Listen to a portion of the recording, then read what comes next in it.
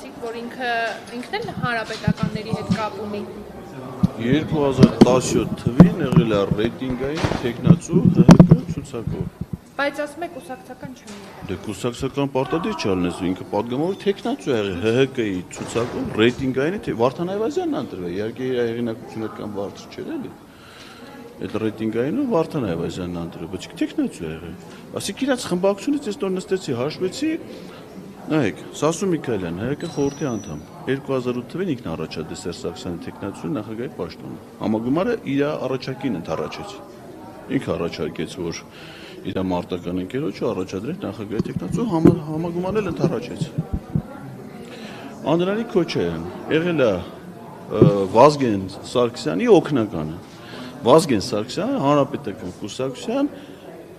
պատմության մեջ ամենամեծ դերակատարում ունեցած առաջնորդներից մեկն է։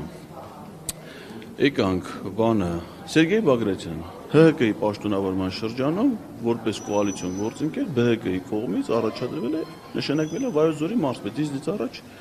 ինքն է։ Կնյազ Ամիդիչը Հասանովը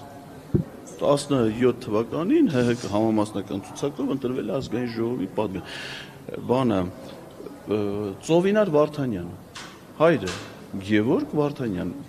եղել է պետնախարար,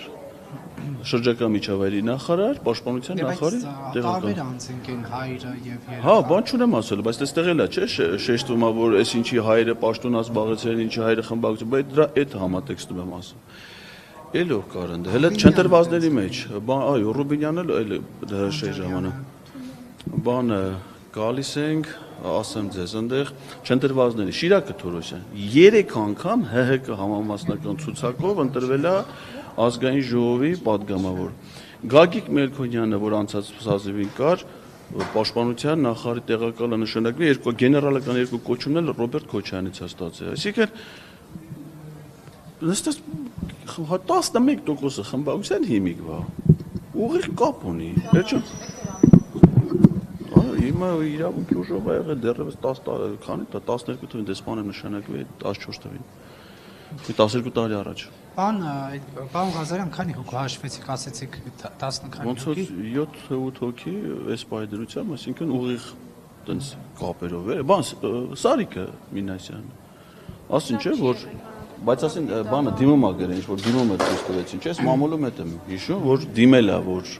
անդամակցել, ընդունվել է կուսակցության շարքեր թե չէ, բայց այսինքն մտադրություն բան եղել է։ Նես որ հիմա դա ասի ինչ է, այդ բան ունենալով ուզում ասել, ում ինչ են ասում էլ։ Պարոն Ղազարյան, Վիլեն Գաբրելյանը ձեզ հորդորեց իր ելույթների ժամանակ ձեր գլուխը կախել։ Ուշադրություն դարձեք։